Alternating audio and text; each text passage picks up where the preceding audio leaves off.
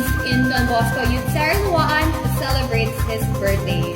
And for further details, we have Jean Carl in the field. Jean Carl, what's the update? Yes, I am here at Don Bosco Formation Center where Father Vince Michael Sabat is currently assigned. And this day, though late, still we have his birthday vibes on the air. It's a wow day for our loving pastoral animator. He is not just a funny and active, but he's also soft-hearted and childish at heart. Yes, and lastly, of course, importante kayo ni Andrew Earl. Picture din ni picture ha, video ni ha. Ay, lagi din. Oh. He has touched numerous lives with his message and actions from which his blessings came from. This inspired people from various settings and especially the youth center in DBYC Lawaan to follow Don Bosco and his rightful leads. In his birthday, many people wanted to greet him with all their hearts. Hi, Father Vince. Happy birthday.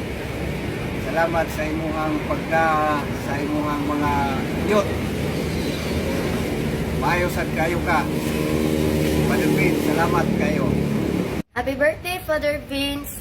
Thank you sa tanan-tanan. I hope nga daghan pag mabot nga activities kauban ka. More years to go, Father. God bless you always. We love you. Happy birthday, Father! Thank you din sa support na mo kanunay o since pagka-seminarya ni mo kanang wala juga na usap. Thank you kayo there. Happy birthday there. Hello, sa there. Happy birthday there. Stay who you are. And pagbago na there. May God bless you and keep you from harm. May God bless you and preserve you in love. May God bless you forever till the end of your days. May God bless you and keep you from harm. May God bless you and preserve you in love. May God bless you forever till the end of your days. May God bless you forever till the end of your days.